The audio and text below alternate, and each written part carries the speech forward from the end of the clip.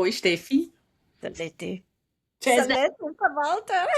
Ich habe jetzt gerade überlegt, wie viele Sekunden lassen wir verstreichen, bis eine sagt, ich habe heiß, aber ich glaube, wir sind uns einig, heute ist es echt okay. Schau, ich sitze vor dem Hey, Ventilator. look, Visual Proof für alle, die uns auf YouTube schauen.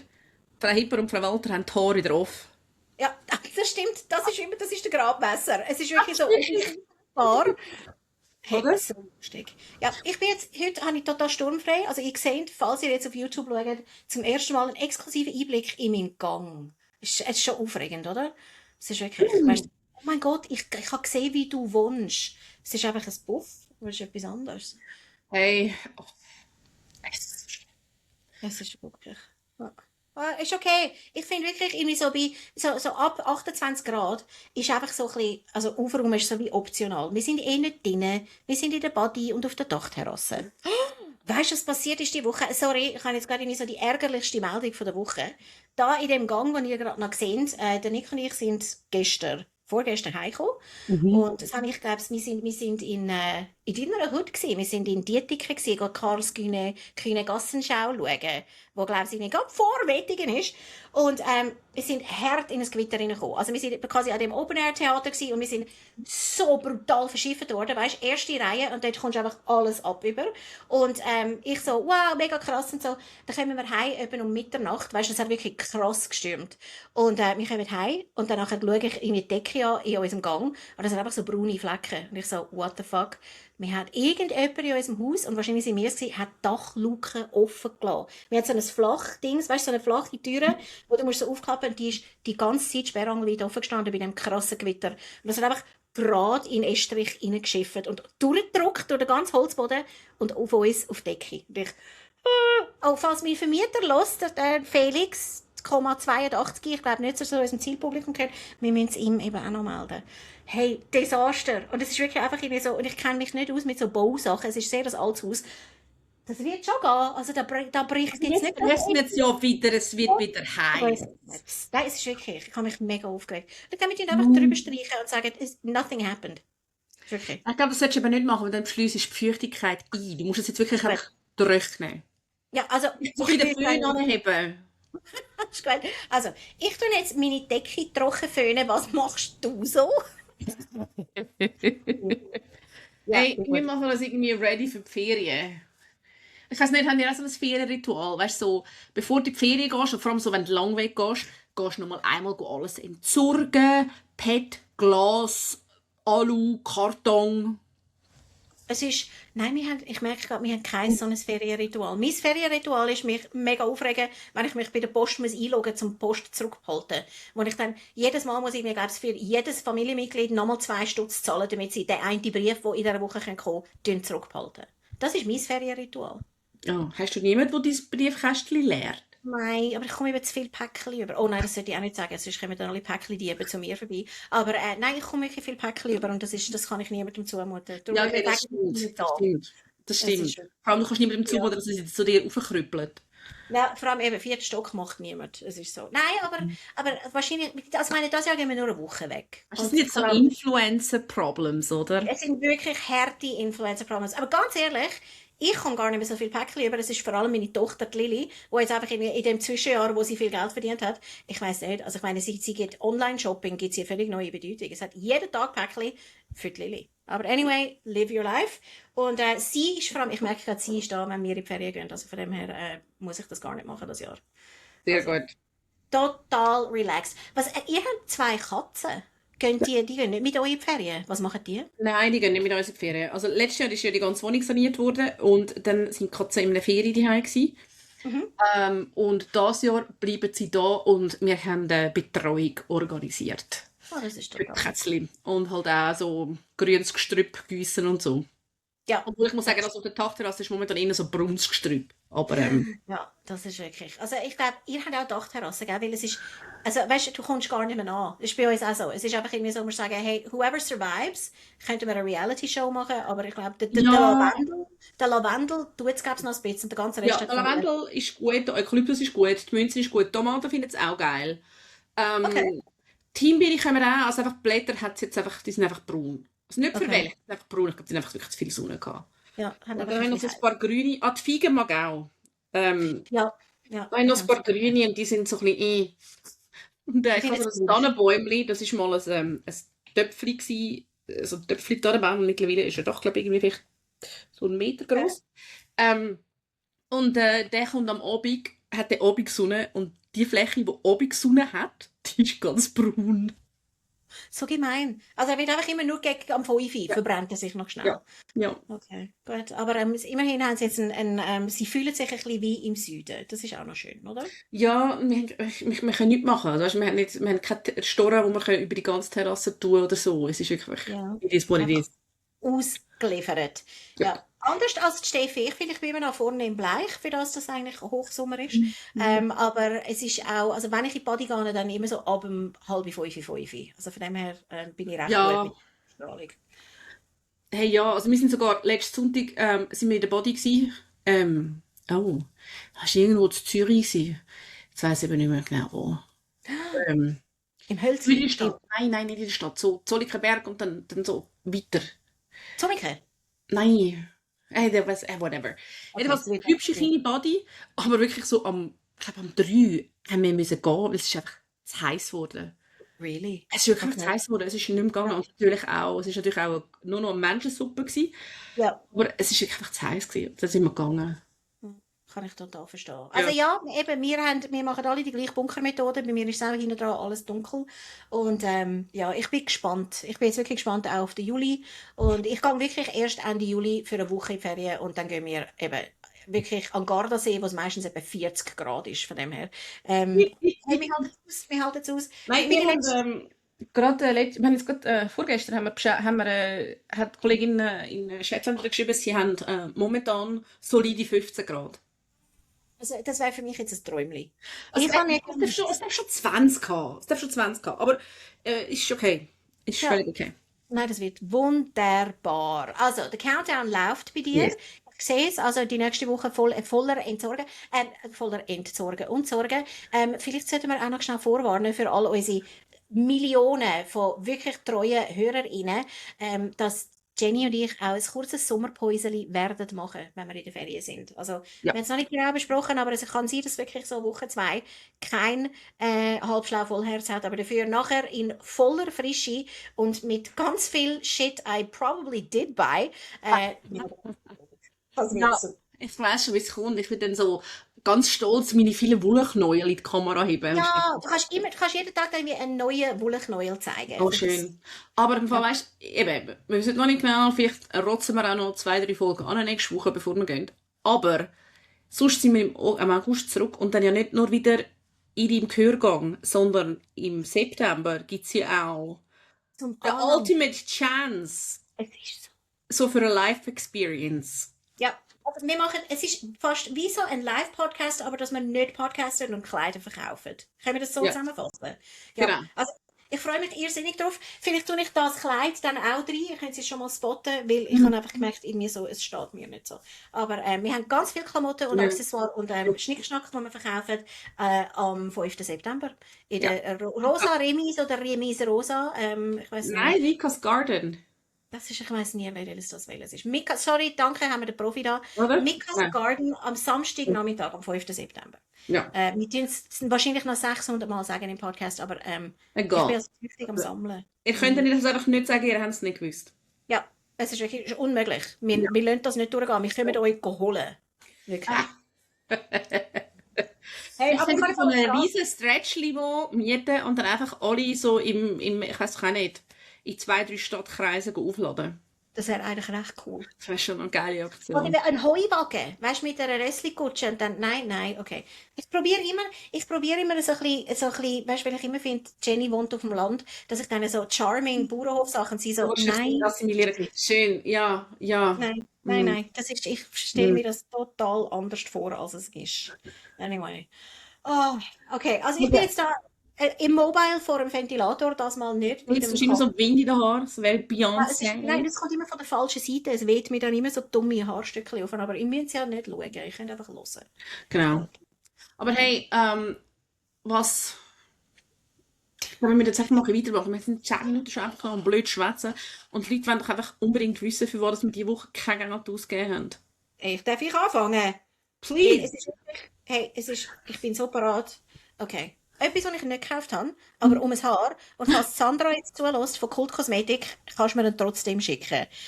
Es gibt eine Ich nehme Parfümmarke. auch, Sandra. Schick es gerade zweimal. Das ist wirklich, please, Sandra von Kult Kosmetik. Abel, oder, es heisst ja eigentlich Abel Odor. Es ist eine wunderschöne Parfümmarke. Ich glaube aus England, wenn ich mich nicht alles täuscht. Und, sorry, es ist natürlich wieder spiegelverkehrt. Sie haben einen neuen Duft released. Und Naturparfums sind notorisch schwierig zu formulieren, oder? Weil die natürlichen Ingredienzen ja manchmal so unterschiedlich sind von der Konzentration her. Sie haben einen neuen Duft, der heisst Double Scoop. Es ist eben ein Eau de Parfum. Und, ich habe ein Newsletter bekommen, wo die Sandra wieder das abgepriesen hat. Und es steht drin, ein Vanilleduft, der nicht so ist, wie du denkst. Den Start macht Rosmarin mit geröstetem Sesam. Im Herzen entfalten sich cremiges Butterscotch, das sanft in Vanille übergeht. Wir sind verliebt. Und ich weiß, ich sollte nicht Hochdeutsch reden, das hat jetzt total creepy getönt. Rosmarin, Sesam und Vanille, excuse me? Ja, okay, ein call me intrigued. Ich nehme auch ein Müsterli, Sandra. Es ist okay, muss man kein Gold. Können wir bitte nachher, wir müssen schauen, wenn wir die Folge aufladen, dass wir einfach gerade das Sandra schicken. Weil sie hat, Ja. glaube ich, wirklich ihren Namen jetzt schon 16 Mal gehört. Für alle anderen, by the way, also wenn wir schon irgendwie können, nicht Schleichwerbung machen, Sandra, der Cool Cosmetic ist ein Webshop, aber hat auch einen entzückenden Store in St. Gallen. Also falls jemand in St. Gallen und in der Region ist, an der Speisegasse, mega schöne Beauty Brands. Sandra kommt sehr gut raus und sie hat den neuen Abel-Duft, Double Scoop. Das ist jetzt total weird gewesen. Es ist wirklich, sorry, es ist wie eine Werbepause gewesen, aber ich wüsste ja, ich bin Beauty und der Duft tönt einfach zu geil. Also, Ja, kann aber und noch weißt nicht. du, das ist der absolute Knüller. My sister from another mister. Tell me. Ich habe auch ein Parfüm. Hör auf, wirklich. Wir haben das im Fall nicht besprochen. Wir wissen es auch nichts nicht. Oh mein Gott. Oh mein, was hätten wir gemacht? Was Ja, hätten wir und zwar, gemacht? die Marke heisst New Notes. Kenne ich. Und ich so zuerst gedacht, hä? Und nachher finde ich, also ich möchte schon ein Müsterli haben. Und zwar der Duft, es ist ein neuer, der heisst Latte di Sherry.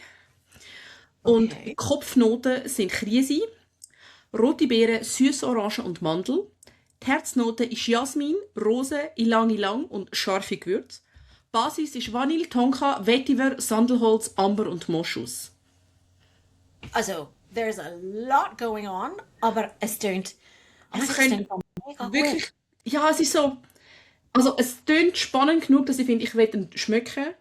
Er könnte aber auch einfach hure krass nicht gut Es sein. könnte a lot sein. New Notes, weißt du, wo es das gibt? Ich glaube, Globus oder Oswald oder Hey, so. ich Ich weiß weiss im nicht. Fall eben nicht, ob die, ich habe es auf Niche Beauty gesehen. Ich Okay. weiss im Fall nicht, ob die da Ja, äh, vielleicht irgendwie neue irgendwo Düfte. bekommst. Aber so preislich sind es voll okay. Also 50 Milliliter Ja. für 165 Franken. Ja, und da sieht man auch, wie irgendwie so hart mit allen Wasser gewaschen, dass Jenny und ich sind. Weil wir finden irgendwie so, hey, 165 Franken für einen Duft, völlig okay. Natürlich ist it's a lot of money, aber wir haben ein bisschen einen teuren Geschmack, Jennifer und ich. Wir sind Nischenduft-Fans. Ja, Ja. ja. Also, eben, wir geben nicht so viel Geld aus mit Designer-Bags, aber beim Duft gibt es also... Hey, Ja, so also weißt, ich lustig. meine, es ist jetzt ja auch nicht so, dass ich irgendwie, also ich habe eins Vollflasche, also Vollgrösse und dann habe ich 3 so kleine. That's it. Ich habe nicht mehr Düfte. Können wir das Thema wechseln? Können wir jetzt so, weißt du, okay. Ich bin jetzt einfach so ich bin jetzt so ein bisschen leicht betroffen auf die Seite schauen, weil ich kann wie nichts sagen dazu. Weil ich finde, ich habe nicht viel Düfte, aber wahrscheinlich sind es etwa 10, I guess, vielleicht 12. I don't know. Ja, aber eben, das ist das Problem, wenn du dann irgendwie wirklich so viel hast. Das eine wird nie leer. Also ich weiss nicht, wenn ich Ja. das letzte Mal quasi eine Flasche geleert habe. Aber ja, also das spricht auch dafür, dass man vielleicht sich eher ein bisschen auf 30 Milliliter Flakon fokussieren könnte in Wenn Zukunft. es sie gibt, ja. Wenn Ja. sie gibt. Das Ja. ist wirklich so. Nein, aber leckere Sachen. Das ist gut. Aber hey, verschämt auf die Seite schauen wäre eben eigentlich ein mega gutes Stichwort gewesen für unsere Am I the Asshole of the Week Story. Oder nicht? Es ist schon ein bisschen. Aber also gut, nein, mal, also, sorry. Weißt du, manchmal fange ich auch Geschichten an zu erzählen. Ich so, habe ich dir das schon erzählt? Und alle so, ich weiß es nicht, weil ich weiß ja nicht, um was das geht. Genau so ein Einstieg wäre das jetzt gewesen. Also, ich tue mich jetzt zusammenreissen. Es ist heiß, mein Ventilator bläst mir von der Seite irgendwie schief ins Haar rein. Aber ich habe eine Am I the Asshole Story. Und ich kann einfach sagen, eine von der Hauptfiguren ist Hot Sauce. Aber Ja, einfach damit ihr euch da ein bisschen einstimmen auf das. Ich habe sie in der Tiefe von der Am I the Asshole Reddit vorgefunden und die Geschichte ist wie folgt. Der Titel vom Post ist: Bin ich das Arschloch, weil ich am Freund von meiner Schwester nicht erlaubt habe, Hot Sauce zu benutzen. Tönt ein bisschen streng, aber ich erzähle jetzt, ich tue jetzt eure Geschichte vorlesen, wer das postet hat und um was es geht, okay? Er oder sie schreibt Folgendes. In meiner Familie kocht jeden Sonntag jemand anders. Eine Woche sind es ich und meine Frau, okay, es ist ein Mann. Das nächste Mal meine Schwester und ihre Freund und dann sind unsere Mutter und Vater dran. Und dann sogar noch die Großmutter. Wir sind alle sehr eingespannt so im Arbeitsalltag und freuen uns sehr auf das Sonntagsessen, wenn wir uns sonst nur zu Viertigen wirklich live sind. Wir kommen ursprünglich aus Italien, leben aber in Kanada. Klammern, meine Mutter ist in Italien geboren, ich schon in Kanada. Es ist noch wichtig nachher für später. Also, und er schreibt Folgendes weiter: Ich nehme das Essen sehr ernst, besonders italienisches Essen. Und ganz besonders, weil die Nonna mit uns isst. Ich habe also den ganzen Tag in der Küche verbracht und wo wir alle am Nachttisch gesessen sind, hat der Freund von meiner Schwester angefangen so umzudrücken und hat dann gesagt, es fehle ihm noch etwas beim Essen und dass er noch Hot Sauce braucht. Er ist aufgestanden, ist zum Kühlschrank gegangen, aber ich habe ihn dann gestoppt und gesagt, dass ich es schätzen würde, wenn er das Essen so geniessen würde, wie ich es gemacht habe. Und außerdem habe ich nur, ich kann es nie sagen, Sriracha im Kühlschrank gehabt, also auch eine scharfe Sache. Und er hat mir gesagt, es sei kein Problem, es gehe ja auch so, aber dann habe ich gefunden, er könne, wenn schon, von meinem kalabrischen Chiliöl drüber tun oder trocknete Chiliflocken drüber tun, weil die sagen auch aus Italien und dann wäre es wenigstens noch italienisch. Er hat aber auf Sriracha bestanden und ich habe mich geweigert, ihm die Soße zu geben. Es geht aber noch weiter, Leute. Es ist wirklich, the drama's coming. Er hat die ganze Diskussion eskaliert und gesagt, dass er jetzt in den Laden gehe, seine eigene Hot Sauce holen. Und ich habe gefunden, okay, gang doch. Er ist gegangen, wir haben fertig gegessen und haben einen frühen Feierabend gemacht. Als er zurückgekommen ist, sind alle am Schuh anlegen und er ist mega hässlich geworden. Bin ich das Arschloch? Meine Schwester ist auf meiner Seite, falls das etwas ausmacht. Aber sie haben gestern den ganzen Tag darüber gestritten, weil er will, dass meine Schwester zu ihm hebt, also zu ihrem Boyfriend, und nicht zu mir, zu ihrem Bruder. Und, noch eine wichtige Info, sie datet erst seit 3 Monaten. Also, Okay. ich habe mega lachen, als ich die Geschichte gelesen habe. Ich meine, Wild. wild. Und ja, also ich lade dich jetzt zuerst mal Stellung nehmen, liebe Jennifer. Was findest du? Hot Sauce! Hey, also, Ich, so geil. Weißt du, ja, also ich finde es irgendwie schon noch lustig. Also, einerseits finde ich, wenn jemand auf so das Wort schärfen, dann soll er doch schärfen. Ich finde aber gleichzeitig dann, finde ich dann, sie ist ja dann entgegengekommen und hat gesagt, «Schau, du darfst ja schärfen, aber es schärfe irgendwie im gleichen geografischen in der gleichen geografischen Postleitzahl. Was ich irgendwie noch gut finde. Weil ich meine, weißt, ich lache ja auch über die Leute, die irgendwie einen Cappuccino nach dem Nachtessen bestellen. Also von dem her, I'm that bitch. Von dem her finde ich das recht elegant gelöst. Ähm, weißt, dass du nachher ja dann so lang weg bist, um die Soße zu holen. das Essen vorbei ist. Ja, das finde ich halt noch speziell. Also weißt, ich meine, wenn es dir so wichtig ist, dass du deine Hot Sauce hast, dann hast du doch die einfach in der Tasche. Eben, dann hast du so Hot Sauce einfach eben wirklich im Oder? Hosensack, Also, mehr oder dann weniger. hast du das einfach dabei. Also, ich weiß nicht, so wirklich nie in den Sinn gekommen, dann halt irgendwie sagen, ich gehe jetzt hier posten und dann irgendwie nächsten Coop fahren. Irgendwie, und dann 20 Minuten später wieder kommen. Ich meine, what? Okay, vielleicht noch erschwerend, jetzt mit der Ah. Stellungsnahme von der Steffi und Jenny ist natürlich schon, weißt, wenn man bedenkt, wir haben beide Zöliakie und müssen ja schon schaurig, weißt so quasi bei jedem Essen ist es ein Buff und wir müssen schauen, und was hat es drin und so. Uns kommt es gar nicht in den Sinn. Wir sind einfach froh, wenn es kein Gluten drin hat und dann essen wir, glaube ich, so ziemlich alles, oder? Und wenn es dann noch ein Issue gibt, einfach wenn es um den Geschmack geht. Aber ich muss vielleicht auch noch schnell sagen, es gibt ein Update, weil es hat eine wilde Diskussion gegeben auf Reddit zu dieser Frage. Und also der OP hat dann ein Update gegeben und hat geschrieben, weil es offenbar wichtig ist, habe ich folgendes Menü gekocht. Jetzt müsst ihr euch heben. Ich sage nochmal, in dieser Geschichte, er hat gesagt, we're Aber jetzt hast du mich Italian. irgendwie reingelegt und es kommt irgendwie so, ich weiß doch auch nicht, Nein, Spaghetti nein, nein, Carbonara und dann findest du so, er hat geschrieben, ich habe folgendes Menü gekocht. Carbonara, Bruschetta, zum Hauptgang eine Meeresfrüchteplatte und er hat literally geschrieben Red Sauce. Also ich habe das jetzt einfach übersetzt in Tomatensauce. Meeresfrüchteplatte in Red Sauce. Und meine Frau und ich sind 34, meine Schwester und ihre Freund 23 und 22. Also der Hot Sauce-Süchti ist 22. Aber ich kann wirklich so lachen. Also ich tue jetzt, sorry, ich kenne die Geschichte jetzt, sie ist mir nachgegangen. Ich habe, lustigerweise, du hast das Detail in mir, weißt du, quasi, wenn du findest schon nachschärfen, dann wenigstens eine Schärfe, die aus dem Land kommt oder so, dass es, weißt du, noch zusammenpasst.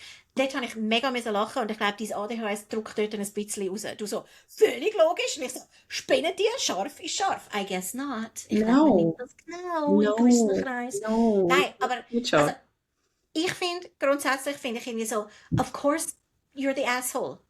Und dann habe ich in mich hineingelassen, ich werde auch hässig, wenn meine Familie, wenn ich ihnen etwas koche und sie findet und sie gehen irgendwie, weißt du, Barbecue-Soße holen für irgendein Fleisch oder so. Und dann finde ich, es hat verschiedene Aromen da dran und ich tue jetzt einfach irgendwie eine Soße drüber, wo alles einfach übertüncht. Aber dann again, I don't fucking care. Weißt du, irgendwie so quasi, wenn jemand findet, irgendwie so, das wäre jetzt fein, ein bisschen schärfer, go for it. Und kennst du so Leute privat, Jenny? Weißt du, Leute, die nicht mehr können, nicht scharf essen? Also ich habe verschiedene Leute in meinem Freundeskreis, die da in Asien sind oder in Asien aufgewachsen sind. Ja.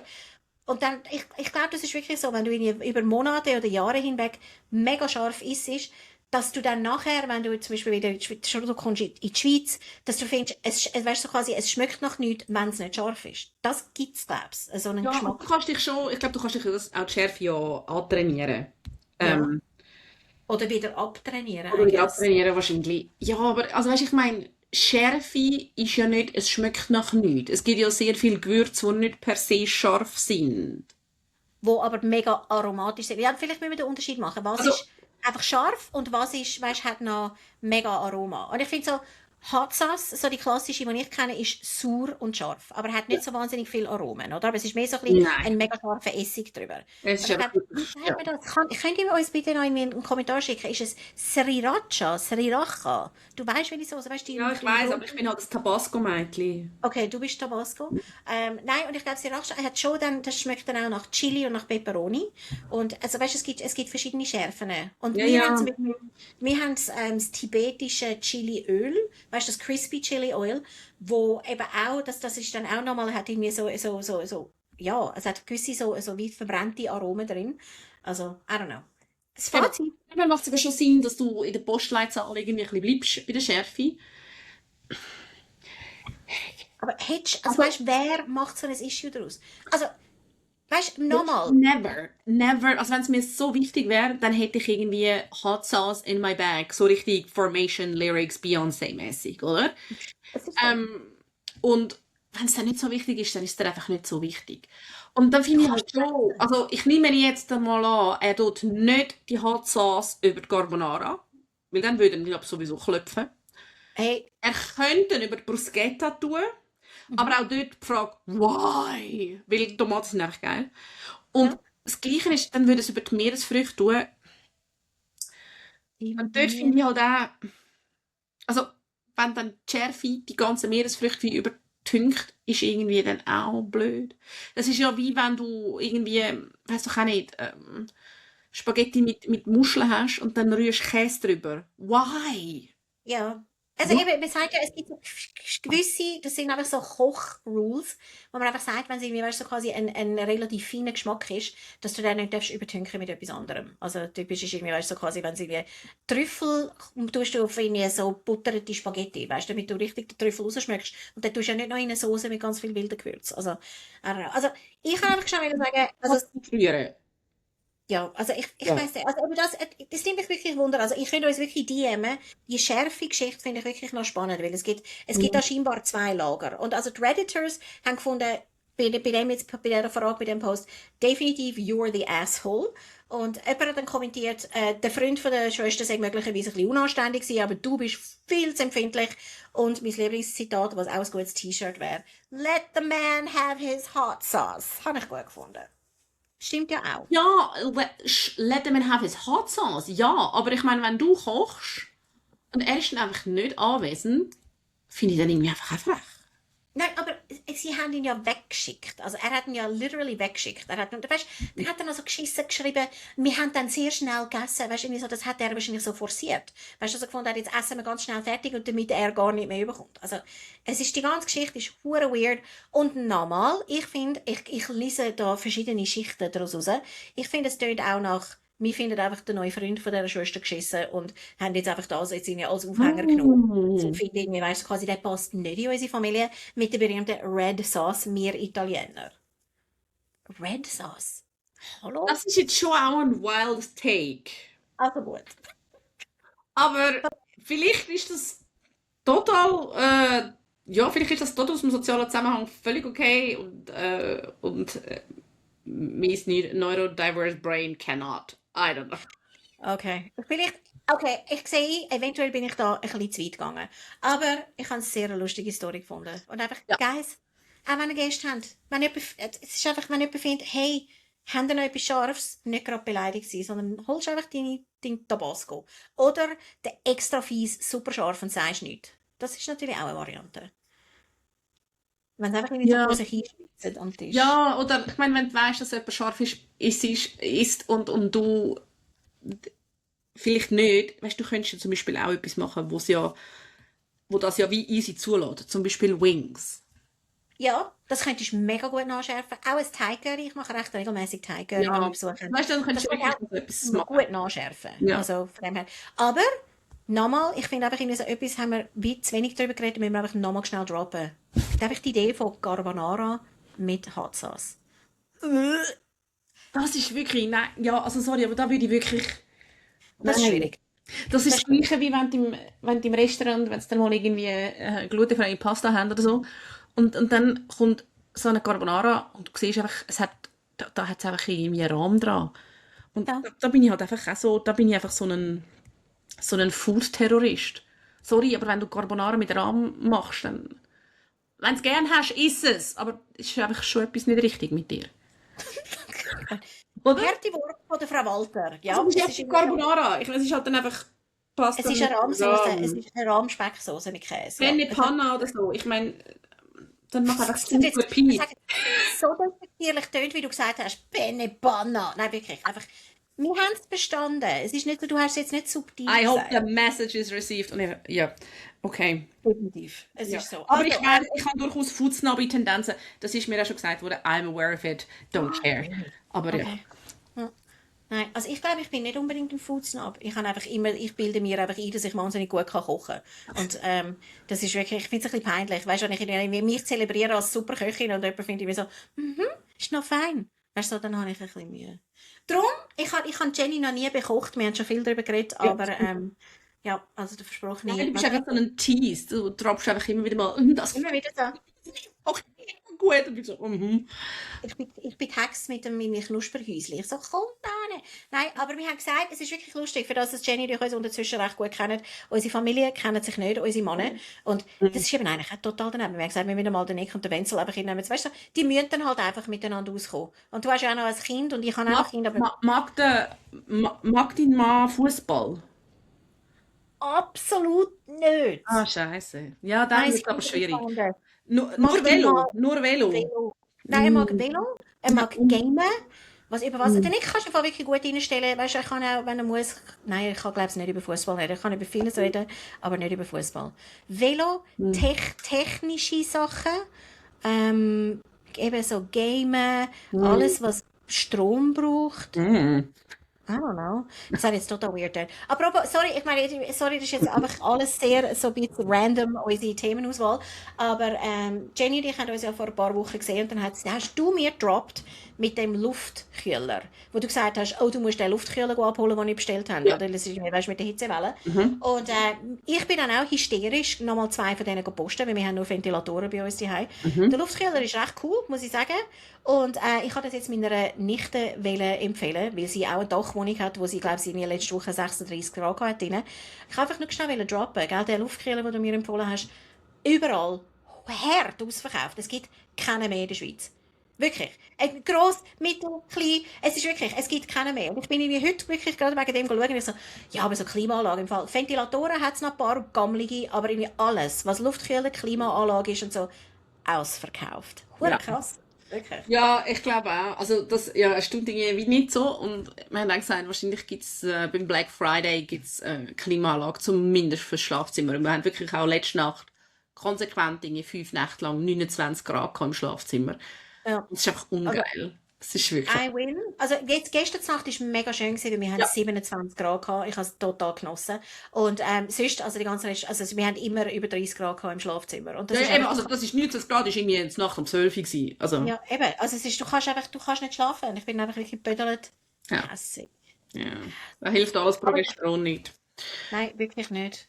Ich bin jetzt mit Östroschel zu Abend. Ah, Nützt auch nicht. next Das ist level. wirklich so. Ja, und falls ihr gute Tipps habt, und eben, ich glaube, die Hitzetipps haben wir wahrscheinlich alle schon teilt miteinander, unsere besten Hacks. Schlaftipps sind immer willkommen und wie man Leute handelt, die immer scharf essen Tipps.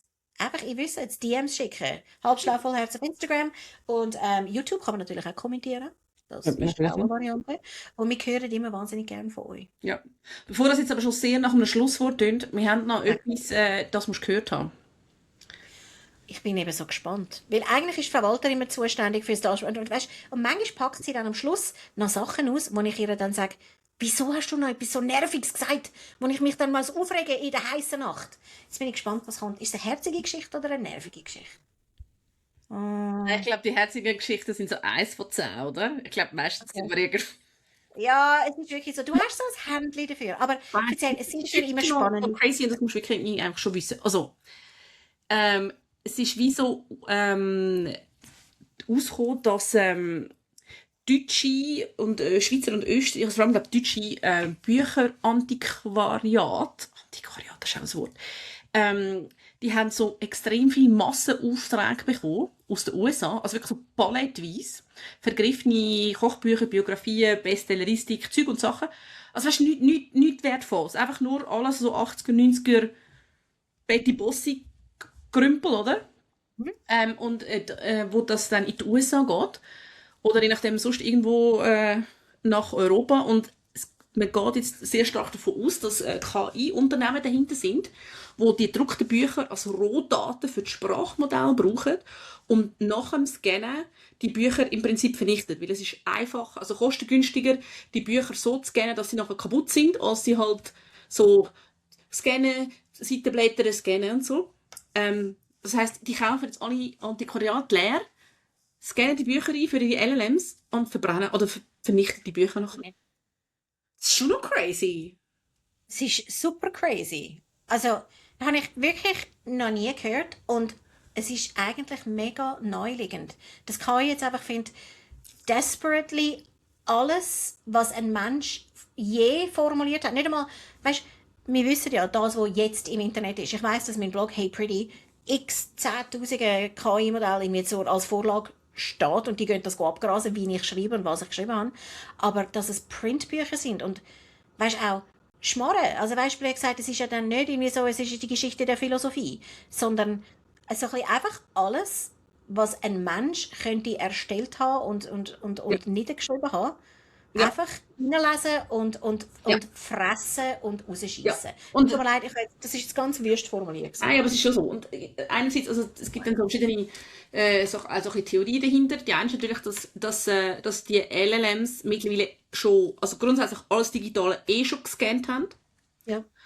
Und von dem her anderes Material brauchen und halt Bücher aus den 90er, weisst halt, die sind halt wirklich noch von irgendeinem Menschen geschrieben worden. Im Guten wie im Schlechten, oder? Und das Interessante ist eben, dass es dass ein Grundsatz vom amerikanischen Urheberrecht, also sie sind ja jetzt recht in der Bedrohung, dass sie ja auch zum Beispiel Texte verwendet haben von Autoren, wo jetzt zum Beispiel eigentlich grundsätzlich können Schadenersatz klagen. Und das Interessante ist eben, wenn sie Bücher kaufen und physisch vernichten, nachdem sie gescannt haben, gilt das wie unter das Schlupfloch, wo heißt Fair Use Principle.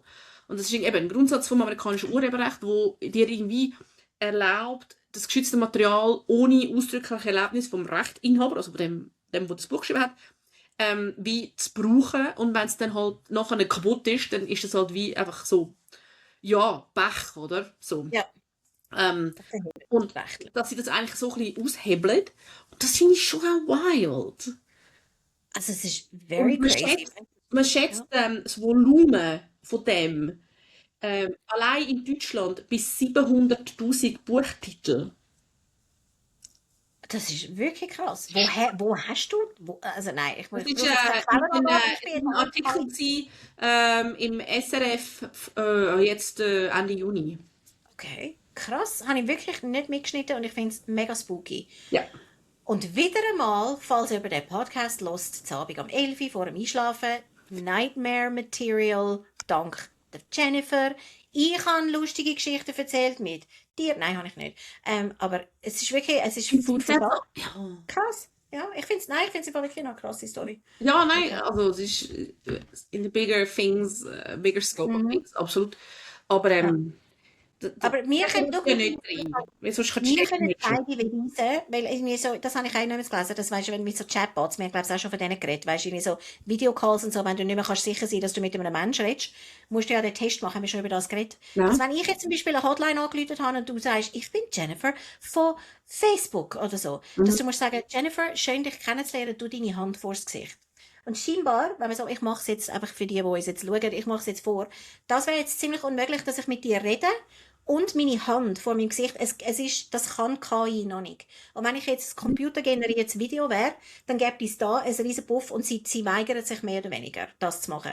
Also wenn ich jetzt sage, Jenny, tu die Hand vor das Gesicht und du sagst, warum soll ich das machen? Nein, dann kann ich vermuten, dass du ein KI-Modell bist und kein Mensch. Okay. Also, aber jetzt immer. Irgendwie so quasi, wenn du mit in der gleichen Kategorie, dass grundsätzlich ein 2 oder ein 3 Sekunden Voice-Sample von dir langt, eigentlich deine komplette Stimme KI zu generieren. Ja. Genau. Also Hand vors Gesicht, wenn du irgendetwas mit einem Video bist und findest einfach so, are you real? Macht mit euren Freunden und Familie oder vor allem mit euren vielleicht schon älteren, betagten Eltern ein Safe Word aus. Und wenn das Safe Word nicht kommt, dann ist es ein Scam. Wirklich so.